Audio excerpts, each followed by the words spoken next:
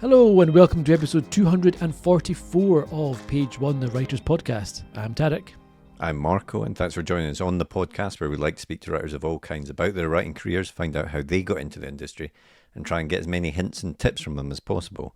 I say that, but that's not what we're doing this week. No, we occasionally like to veer out more widely into the publishing industry because, a lot of people that tune in for this want the tips from the writers or the screenwriters or whatever, but also want to know, how do you get into the industry? What is it like on the other side of the fence? Agents, editors, and people like that. So we've done episodes with agents and editors before that have proven very popular, and so we're doing another small run of these. Last week we spoke with the brilliant Liza de Block, and we've got another brilliant agent this week. That's right. This week we're chatting with the wonderful Ed Wilson, who is a superstar agent. He is a lot of fun to chat with. He goes into a lot of detail about, I think the usual stuff that we always chat to agents about, which is, what do you look for in a query letter? What do you look for in a submission? What's important? What's not important? And it's funny because every agent has slightly different takes on it. So it's interesting to see what Ed's specific focus is and what he thinks is important to him.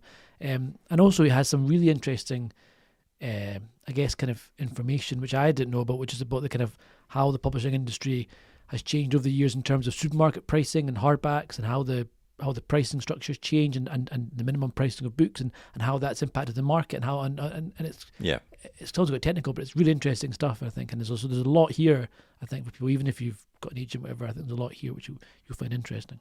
Yeah, definitely. And as you say, it is also first and foremost a very fun chat because Ed is it's a good laugh, very good fun. So we will get straight into it after a quick advert for a writer's notebook. If you're listening to this, if you're watching it on YouTube, no advert for the writer's notebook. Lucky you. But that doesn't mean you miss my plug for our Patreon, where you can support the podcast. You get bonus episodes, you get early access to episodes, and all sorts of other great benefits. So if you look at the Patreon, you can check that out and support us there if you like. That would help the podcast continue to get such great guests on it.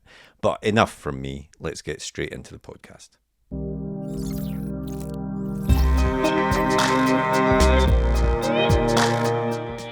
When we have authors in the podcast, I always have an opening question, which is, did you always want to be a writer? But did you always want to be an agent? It's not something you get taught at school as an option, I don't think. No, I know. I did. When I entered publishing, I didn't know it was an option either. It's nobody wants to be an agent. Part of the rich and varied mystique of my profession is not telling anybody that the job exists. Most people, when they start writing, don't know agents exist, and it's that's one of the things you learn. You go, there are these shadowy creatures that lurk in the background.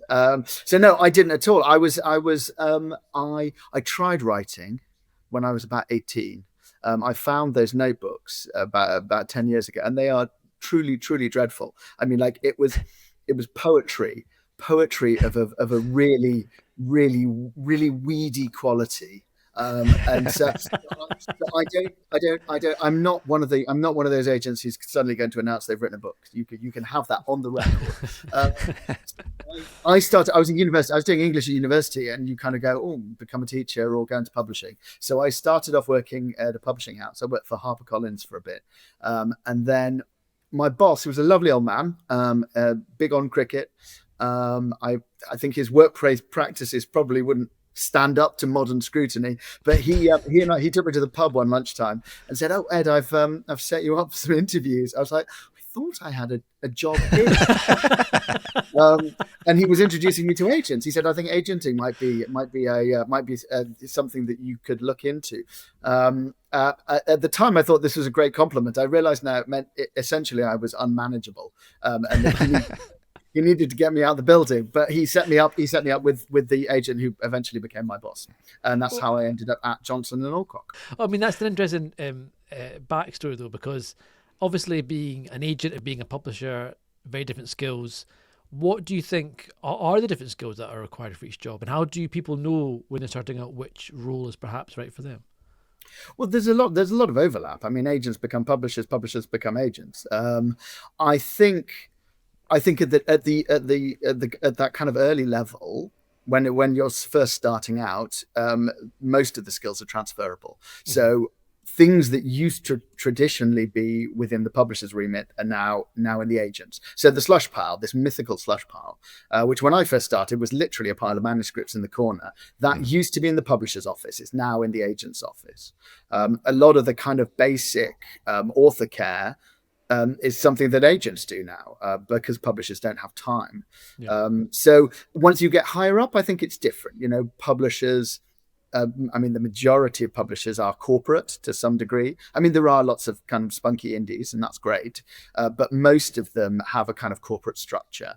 And that requires, you know, bits of working life that I do my best to avoid. So yeah. lots of meetings and spreadsheets, lots of things like strategy. People saying, "Hey Tom, we need to work on the strategy." That kind of comment, I would say never happens in my office. It's not that we don't think about those things. Obviously, we're kind of plotting out our author's career, but the idea of the kind of corporatization of publishing is something that I think most agents are trying to avoid. So it's, I think the skills are we all love books. Publishing cliché number one. A bell should go off at that point. But I think you find that most of the people involved tend to be very interested in working with authors, have to have a vision for how to get authors' books into people's hands. And in the right scenario, you have the publisher and the agent working together, and the author too. I mean, that's all part of that's your team. Yeah. And so, I mean, what does maybe this is a silly question because maybe there isn't one, but what does a typical day look like for you as an agent? What does a typical day? I don't really no, there isn't really a typical day. I mean, most of the time I would love to pretend I just sit in a wing-backed armchair, sipping whiskey and reading manuscripts. But it's like most jobs. It's just that there's a lot of emails, a lot of contracts, talking to the rest of the team. We have an agency assistant who's probably on the front line when it comes to kind of reading slush. My authors are always delivering new books. There's a lot of, "Hey Ed, I've written a book I haven't told you about. Let me fit that into my entirely empty diary." I do occasionally a meeting comes along that I can't get out of, in which case I grudgingly will turn up. But most of the time, it's looking after my authors. Like, they are the most important thing. They are the thing that makes my job a job. And at any given time, those authors may need one of many things from me. They may need me to sit and talk through their new book, or give them notes on a proposal, talk about what they're going to do 2 books down the line, 3 books down the line. Good news comes, that's great. It's all very nice when it's good news. Quite a lot of the time there's bad news, and you need to be able to talk through that with them. That's one of those relationship building things. It's easy to be an agent when everything goes great. Having somebody who sticks around when things aren't so great, that's more of a challenge. So no, my typical day, it's just emails, bloody emails. Everyone's job is emails. No one talks about this. You see somebody working in like the creative industries on a film or TV show. They don't just sit at their desk just going through emails all day. It'd be a boring film. I mean, obviously. But still, that's the reality. And phone call. I'm quite old fashioned, says the man in a sleeveless jumper and a tie. I'm quite old fashioned, so I much prefer picking up the telephone and meeting people face to face. Like, it's amazing. You can send emails around all day long, and in fact, if you pick up the phone, you'll probably fix the problem almost immediately. Mm-hmm. Yeah, I think that's true.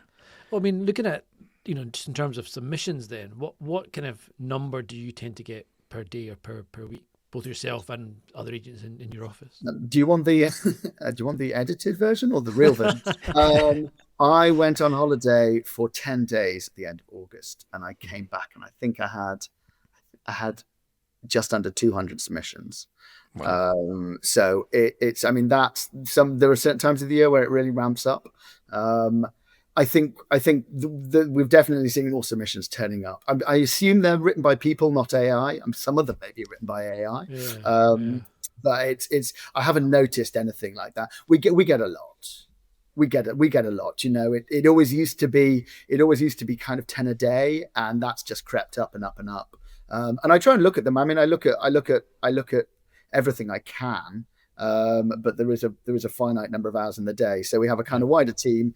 So the assistant, if we have kind of interns, work experience people, then often they help out, and they can help be that first line. Because I mean, if people have written books, I mean, the AI who's written books, I don't really care about their feelings, but people, whenever somebody's written a book, we have to treat it with respect. Yeah. And I suppose this drives towards the question that a lot of people will be watching or listening for, which is, how do people give themselves the best chance when they're querying? What are the do's and don'ts of that query email? It's mainly don'ts. And unfortunately, so if you think about so the numbers involved, let's say 100, I get 100 a week. I don't take on a lot of clients. I mean, sometimes it's one or two a year. In a bumper year, maybe a few more. But if you extrapolate out across the agency, across the kind of the whole industry, the hit rate is low. But it is extant. Publishing needs new writers, and good authors get taken on. So you kind of have to make sure that you don't rule yourself out by doing something stupid. And most agents will have a website which will ask you to submit in a certain way. Just follow the instructions. I mean, there's no reason to not follow the instructions. But the other thing to remember is that if you're coming in with a blind submission, then you haven't found another way to get to me. A lot of books that I get come through my existing authors, come through people I've met at conventions where I've given talks. It's not. Sadly, it's not kind of, there's not a cabal of people, and the only way you can get an agent to notice your book is through that.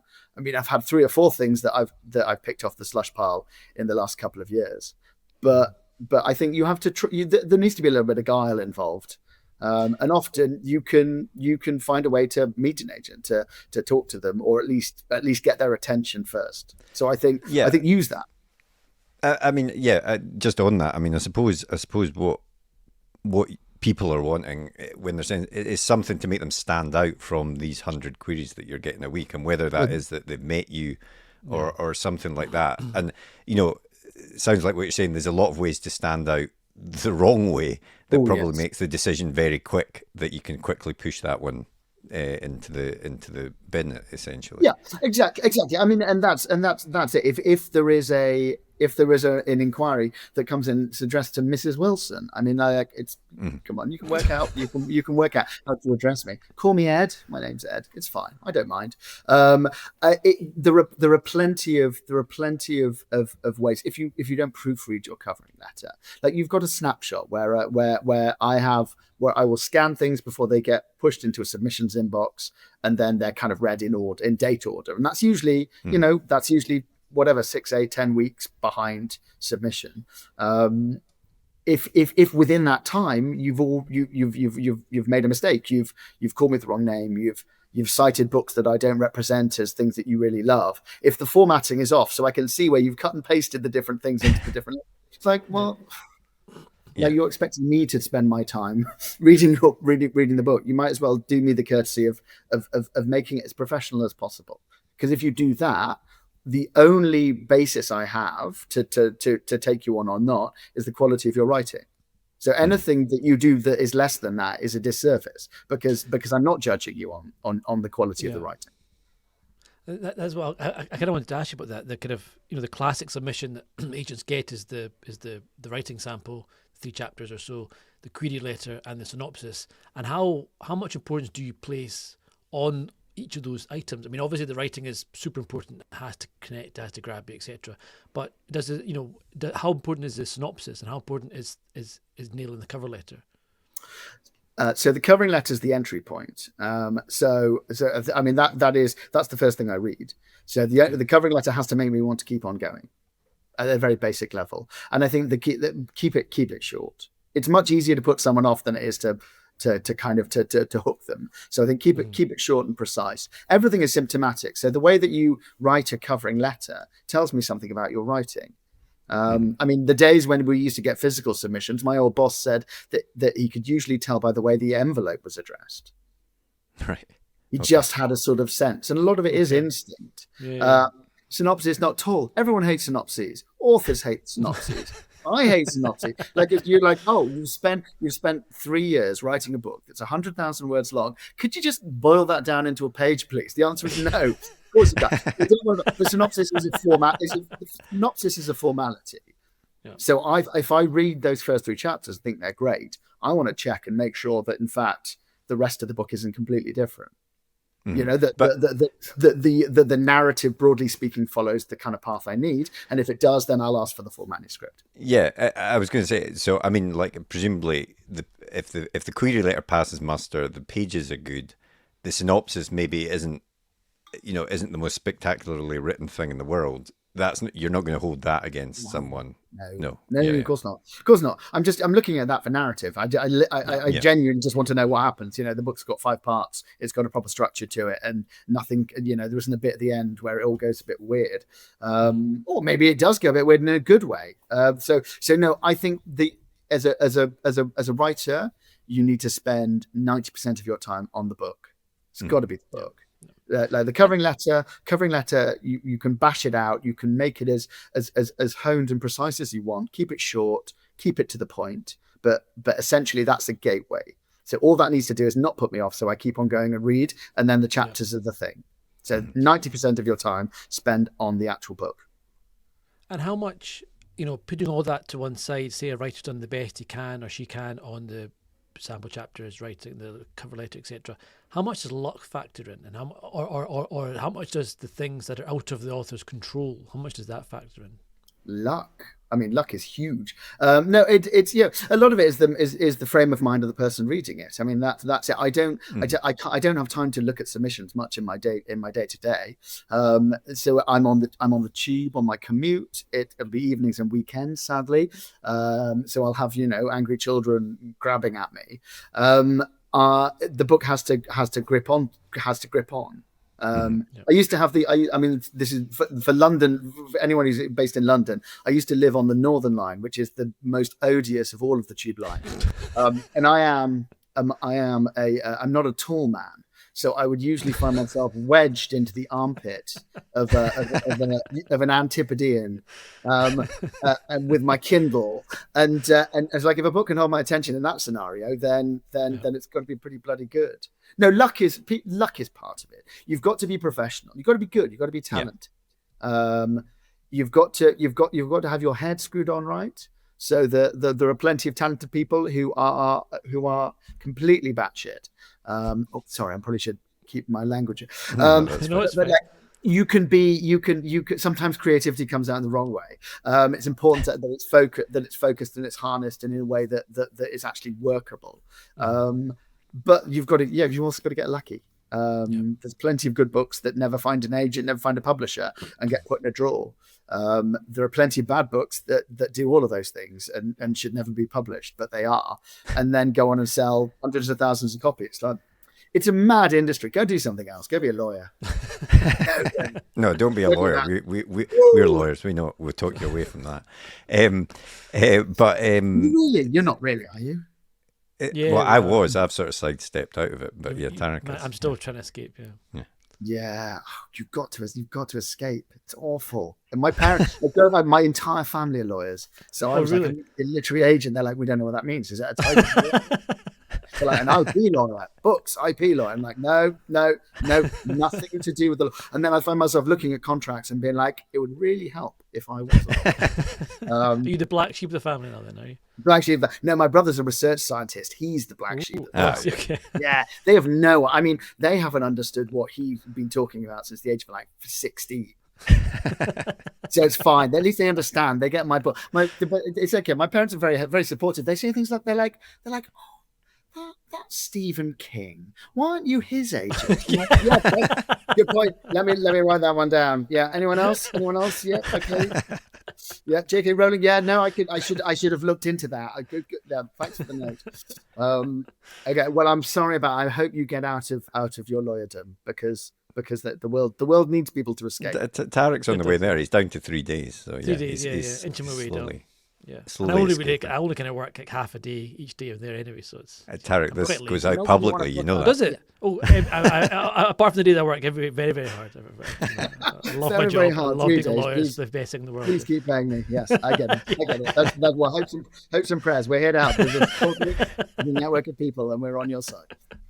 But I wanted to ask about something that I'd seen you'd said, which was that it sort of flies in the face of advice that is given to authors about trying to find the right agent for them, which is that you've said you wouldn't take on an author that's too similar to another one on your list, which I understand why, but often what authors hear, as people looking for agents hear, is go and get the book that is like yours, look at the back, find out who their agent is and send it to them, sort of a thing. So that seems sort of contradictory, if you see what I mean. I say a lot of things, and some of them are occasionally contradictory. No, there are different ways to build a list, right? So if you're a young agent, you need to find, you've got to cast the net wide, and you've got to find a range of things. And then if one of them is spectacularly successful, you pile in and go, right, I do that now. In which case you probably do want to assemble a kind of crew of, let's say, crime writers. You can't have them directly competing because then you're cannibalizing.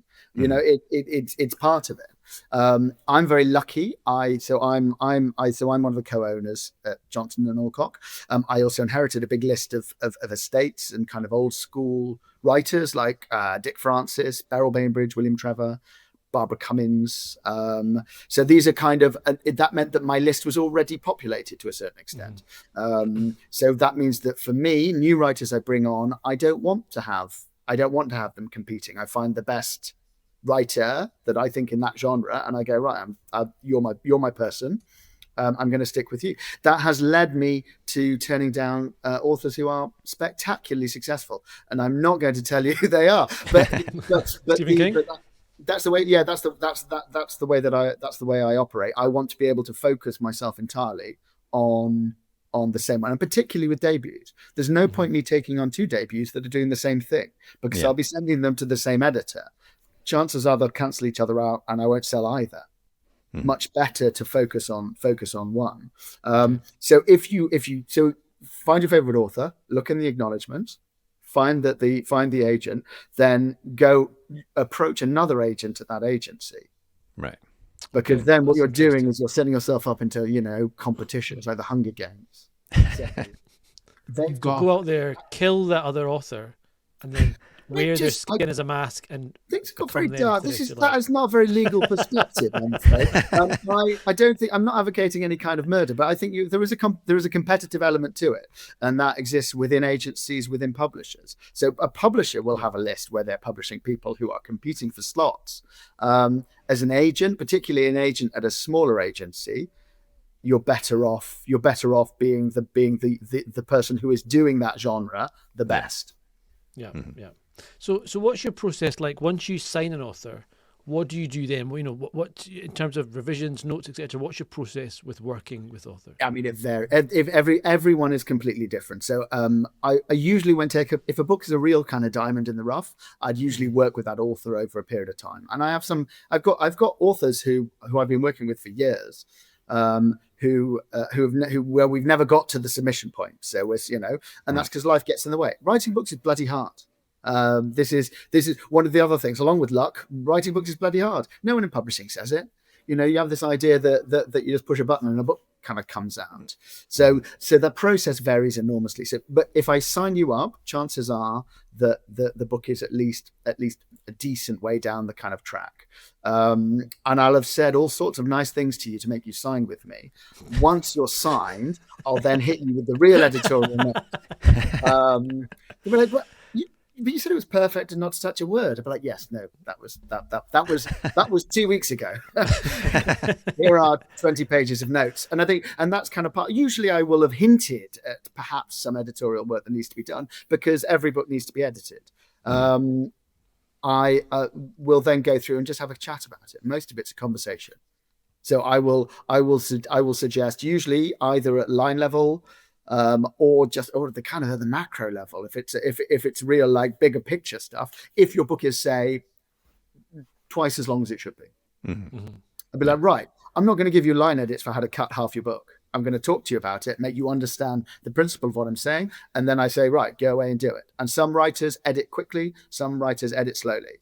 And again, communication. It's all about communication. It's a relationship. You're starting out. You've got to understand each other. So I will explain the timelines from my perspective. The author will go, well, I've got this, and coming up in my life. So it's going to take me a month, 6 months, a year. You'll hear from me in a decade. It doesn't matter. Because if you're talented, I'm going to wait. Right. Okay. And that's, one of the beauties, again, of being fairly established as an agent is I can be patient. I don't have targets to hit. I'm never going to put pressure on a writer to make a book work to my timeline. The writer's timeline is the most important one. Until they're under contract, in which case it's the publisher. They crack the whip. So usually there'll be an editorial process, and then we'll start to pull things together. Once the book is largely complete and edited, then we'll do a pitch. We'll come up with some editors again. Conversations after conversations, hop on a Zoom call, meet up, have a chat on the phone, just make sure the author understands what the process is, how long it takes. And the thing to remember about publishing, I think both of you know, it takes longer than you can possibly imagine to do everything. Yeah. So I'm at the moment I'm selling books. So we're this. I don't know when this will go out, but in September 25. I mean, editors are already saying that spring 27 is full. Things are being published in second half of 27 and the first half of 28. Yeah, so it's mad. That is something that genuinely, I think that's possibly the last line in what the general public they don't understand. When you tell someone you're writing a book, they're like, oh, wait, will I be able to buy it soon or whatever? Like, no, not even if it was signed today, would you be able to buy it soon? Yeah. No. And they're like, oh, Ed, you're working publishing. What should I be reading? I'm like, I don't know what's out. Like in my authors, I could tell you to go and buy one of those. I'm excited about a book that's been published in March 2027. Yeah, but I mean, speaking of like having discussions with editors, I mean, I imagine that's quite a big part of your day to day as well. Sort of chatting to them, not even pitching them a book perhaps, but just trying to stay in touch and see what sort of things they're looking for. Yeah, I think that becomes just part of that's part of the day to day. So I'll be in touch with editors who publish my authors.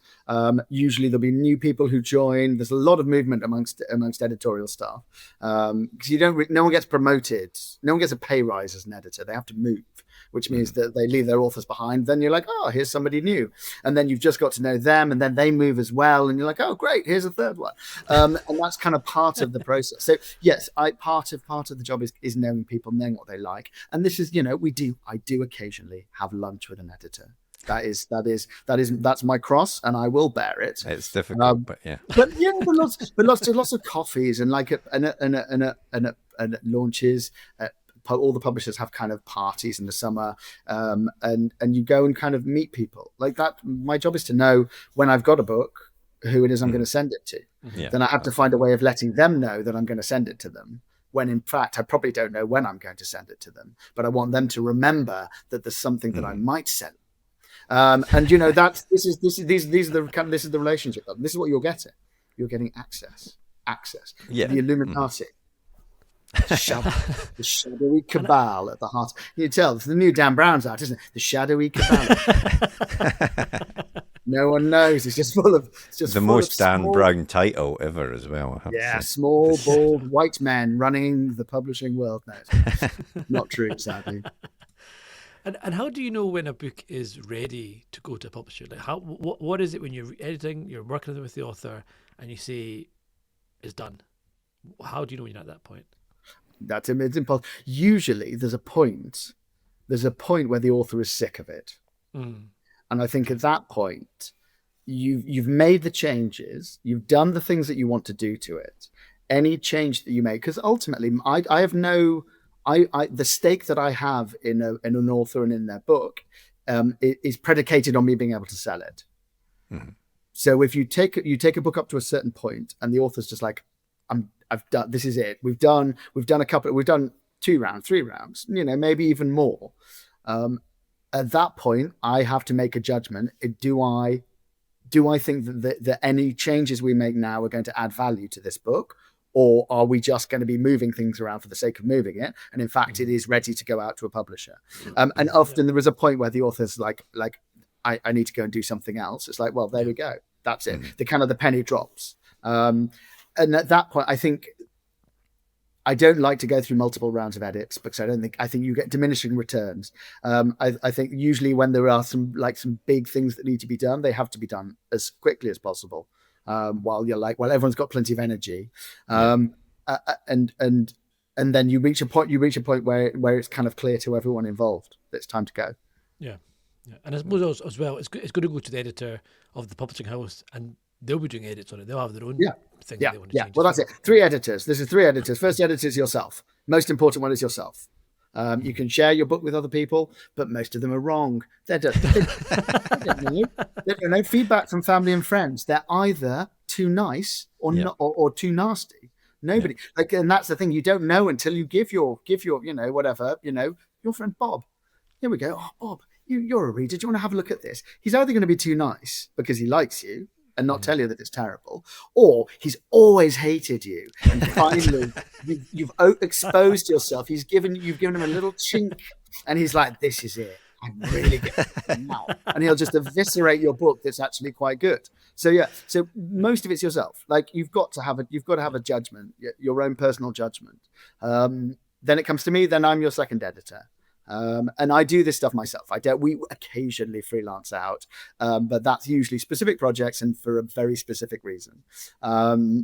After that, it goes to the publishing house, and you get edited by that stage. The book's pretty good. Like by the time I'm done with it, I mean, it's usually pretty good.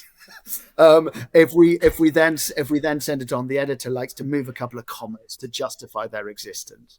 But I think most of the time, the bulk of it is yourself. Yeah, the bulk of it is yourself and your agent.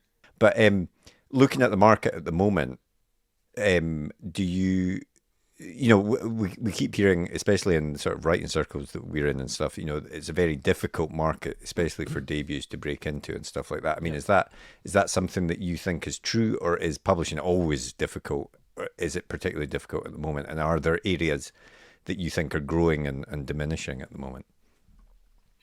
So there are more people writing books. And the number of books getting published it increases a little bit. But we're talking, and for the purposes of this, I'm talking about traditional like agent publisher publishing, like the indie world. I have a huge amount of respect for. I work with some indie authors. I have a couple of hybrid authors who do series indie and do series with a kind of trad publishing house. Totally fine. But the actual kind of the old fashioned model, as you were, get an agent, get a deal, get an advance, get royalties, have your copies in Waterstones. The number of slots does not increase dramatically every year.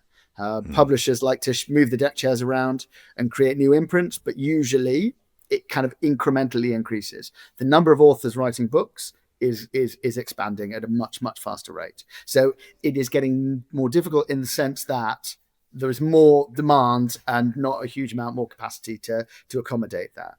But I mean, the market's difficult. It always has been. Like British publishing has been shooting itself in the foot since the 1990s. And that's not gonna change. So can I be boring? I'm going to be boring for a little bit. So if anyone needs a cup of tea, go make a cup of tea now.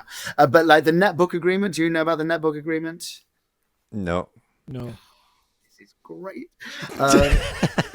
Basically, most European countries, you have price fixing on books because they regard books as a protected category, and they're just like, why would we discount that? This is important. So in Germany, you're not allowed to discount a book in the first 18 months of publication. That's why if you've got a German book deal, you probably get decent royalties from it.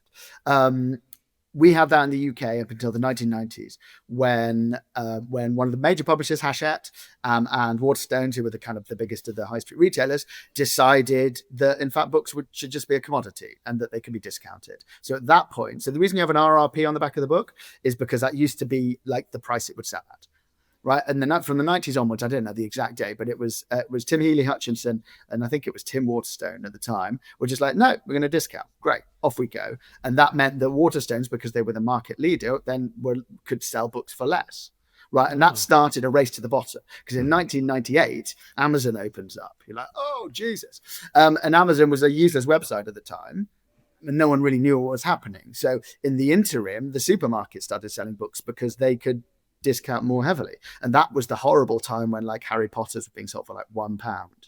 Mm-hmm.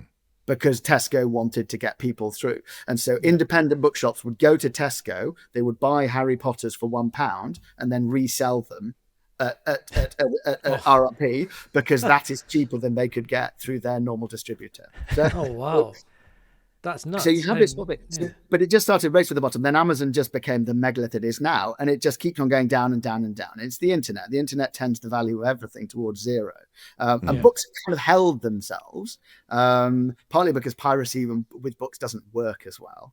But the issue is that the industry can make less money because of decisions that were made in the 1990s that now have ramifications when other countries didn't. So that means that it is harder, in that the commercial realities of publishing are harder. I told you it was boring. You've both glazed over. The commercial realities are harder because we are competing. You go to Tesco and see books lined up. Nobody, like a farmer's had to grow the broccoli, but they haven't spent a year for free growing that broccoli. They then don't have to wait 2 years editing and waiting for that broccoli to be published. It's a slightly different thing, but they're still subject to the same buying cycles and the same kind of market competition.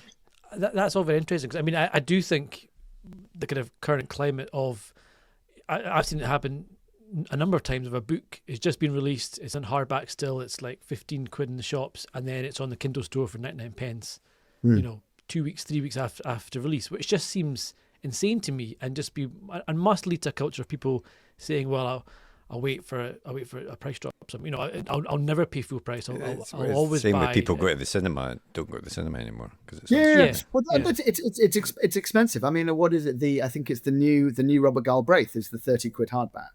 Mm-hmm. So that's although straight to number one, I saw on the charts as well. But which is so they do that. It's not, So and that's a lot because royalties are based. A lot of the kind of the publishers have royalties based on the published price, and so they bump up the published price in order to discount heavily, and then you have de-escalators based on the discounts. So it's kind of it's a bit of an accounting fizzle, but you have to have a high unit price. Some publishers stick with a 15 quid hardback, and it does really, really well. They there are ways of gaming the Amazon system. So if you have the hardback discounted so that its price is just lower than the ebook. So if you have the hardback at $14.99, but the ebook's 15 quid, then Amazon will automatically promote the hardback, and so you can sell more of those. This is all kind of part of the game, and there's lots of weird things that publishers do that the author knows little about until somebody's like, "Why is your book 99p?" Like, didn't know it was 99p. Who's setting the prices there then? In terms of is it the publisher or the seller? Publisher is most of the time, but Amazon also does that. So they price match. Well, they don't do it so much now, but they'll price match. That's the dream scenario, because you're getting your royalty based on the full price, but they're selling it at 99p. Yeah. So you're shifting loads of them. But you're getting paid in the glory days, in the old days of the kind of Richard and Judy, that was the absolute dream scenario. I don't think that happens so much now. But there are plenty of these kind of the selling cycles are very, very difficult, and Amazon is such a powerful tool. And they have so many weird ways. You can never get a listing taken down. You can't choose your own categories. You can put some categories in, but they will find new ones that usually have nothing to do with your book. And you go, but like, well, I'm number one in technical manuals with my novel about 18th century France. But sure, it's a number one's a number one. Let's go. Yeah, that's right. Strange technical horror manuals or something like that. And it's imperfect. The reality is the majority of book selling is bricks and mortar still. We are still a bookshop country. And Waterstone's bought up most of the other ones, but the indie sector is brilliant. So we've got now a situation. I mean, then my numbers may be a little bit out of date, but now Smiths has sold off High Street. That means that the largest bookseller in the country, I think, is currently The Works. Right. They've got 900 odd stores. Waterstone's a little bit below. Smiths, when it was Travel and High Street collectively, was bigger than that, but now they've split the two in half. I think they're about 500 or 600. The indie sector is bigger than all of that. I mean, the indie sector is thousands, I think. I mean, it's getting bigger, which is really kind of heartening. But they don't have the kind of collective power. So there are loads of bookshops, and most books are sold through bookshops. And like that's a wonderful thing. But Amazon gets all the traffic, because when you have a bestseller, that is the place you can buy it cheapest. So part of the challenge that authors and agents and publishers have to do is we have to find ways to make people want to pay more for books, to value it. And some of that is like the special edition market, where you go, right, you like this book, I'm going to give you the most beautiful edition, and then you're going to pay properly. And people go, actually, do you know what? That is a value choice, and I'm going to go for it. And that's why the onus is on publishers to make sure that the product that we're providing is a beautiful thing. Like, everybody's been in a bookshop, picked up a book, and it's just like a floppy, sad paperback. Like, they've de-specced the whole cover. You open it up and the tag's a bit fuzzy and it's a bit slightly skew. I feel like, I'm not going to pay $8.99 for this. Whereas you pick up like a beautiful, like if you go to a Daunt Books, they do their own books now, Daunt editions, beautiful. They've got flaps, they've got, and you're just like, this is spreadsheets and everything. Well, that's it. Sure. And you just go, this is something that I want to buy for myself, that I want to give to people, because it's a beautiful thing. Yeah, no, absolutely. Well, I mean, summing this whole discussion up, what advice would you give to an author that is looking for an agent today?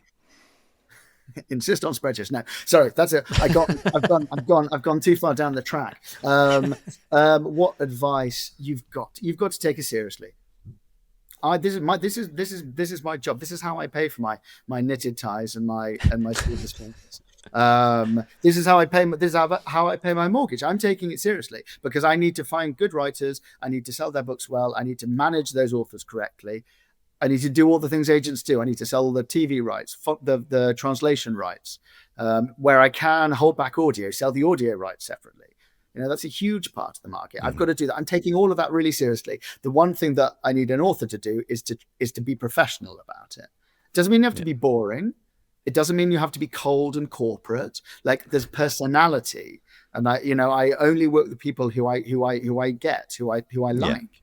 But you've got to be professional about it, and particularly when you start out, there is an expectation that we're entering into a business arrangement that will have all of these different side elements. It will become much softer and much more friendly. I go to my authors' weddings. Sadly, I've been to too many funerals recently. I know their partners. I know their parents. I know their children.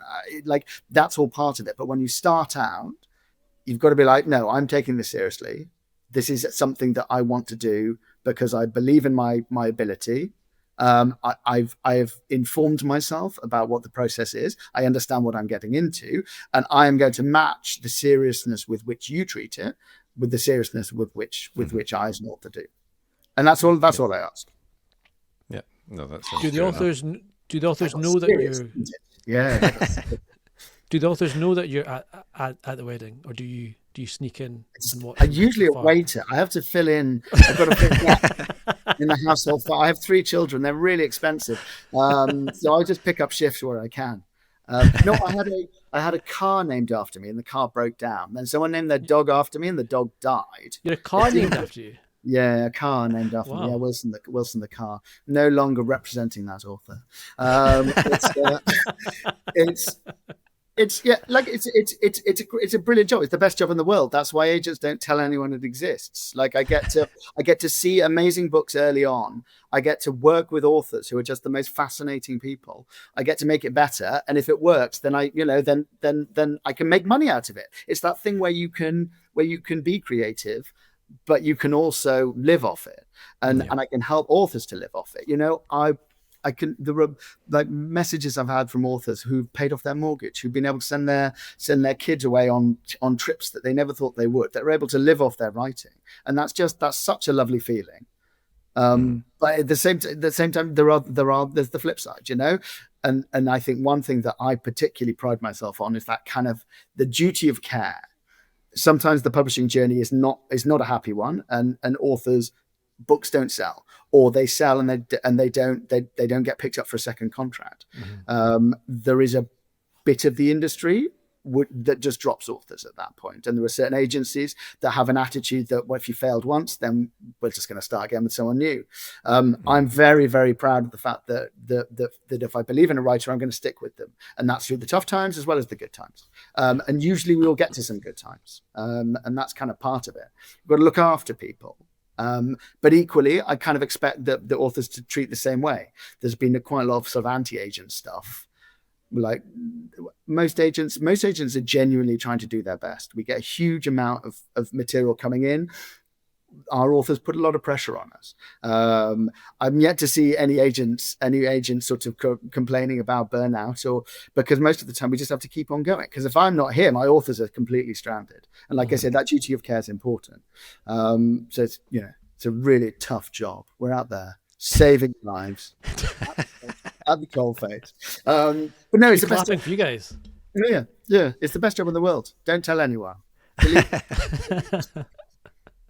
Those were the main questions we have, but we always wrap up our podcast by asking our guests the same questions. The first of which is, what was the last book that you read that wasn't one that you're reading for one of your authors? I am one of those, and I read a lot of books simultaneously. You asking the last book I completed that was not whatever you want. You can just talk about a book that you've read. The one do you know what? I had a bit of over the summer. I decided to go old school. I don't know. This is very, very un-PC. But have either of you read Flashman, George MacDonald Fraser? Oh yeah, I've not read them, but I know them. But yeah, it's a TV show, right? Say those books would not be published in the current understatement of the year, but they are great fun. They are an absolute guilty pleasure. So I reread a Flashman just to kind of give myself a bit of a palate cleanse. Is that the Flashman is in Trouble type series? No, that's very different. Exactly the opposite. Flashman was I'm going to sound 1,000 years old. I'm meant to be projecting myself as young and hip. Again, knitted tie, sleeveless jumper. Flashman was the bully in Tom Brown's School Days. And George MacDonald Fraser, this is in like the 70s maybe, decided to start a new series where the bully from Tom Brown's School Days, who's like literally in like one paragraph, goes off and basically becomes a kind of cad and abounder, and he inserts him into like the charge of the Light Brigade. It's absolutely brilliant. They're great. They're great. Some of the opinions expressed in them may not seem exactly okay to modernize. I mean, get cancelled for that's great. But no, I read all the time. You have to keep reading, otherwise you get lost in the mire. My passions, I love science fiction and fantasy. In particular, literary fiction, crime, like whatever. There are some genres I don't read at all, and I try and educate myself and try and kind of stay current. And it's going between them, just variety. So at the moment, I have about 5 books sort of on my bedside table, piled up. One of them gets knocked under the bed, and then I'll forget about it, and I'll find it a year later. I'll be like, oh yes, I remember this, and keep going. So I'm one of those people. What about the last film that you watched? The last film I watched. Yeah, did I mention I have small children? My concentration span isn't great. The last film, the cinema, do you mean? Or TV. Or TV, it's fine. I tend to, TV series. It's quite hard finding things that the Venn diagrams of my wife and my taste are not exactly, they don't map brilliantly. Last one at the cinema, I went to see The Substance at the cinema, which was unbelievable. Terrifying. And I've got a couple of writers in that kind of body horror, kind of fem-gore area. Really good. On the television. God, that's sad, isn't it? We should basically just watch Taskmaster like everyone else. That's what most people fair do. enough. That's fair enough. I do. Substance, that's relatively cool. And that makes me seem a little bit cooler. So okay, we'll cut there. We won't cut. include that. Yeah, excellent. No, thanks very much, Ed. That was brilliant. No, well, so nice. Well, thanks for having me. I have to do my plug now, don't I, about how amazing Johnson and Alcock is. Send us Yes. your books. We're nice. We're basically literary agents, but nice. And we've got a great office in Somerset House. So come and see us. No, don't come and see us. Don't turn up in your droves, please. Like all agents, whenever they say they're not looking for new authors, they are looking for new authors. You just have to be the right author. So so have a look on our website, johnsonandalcock.co.uk. And if you like the look of us, send your books.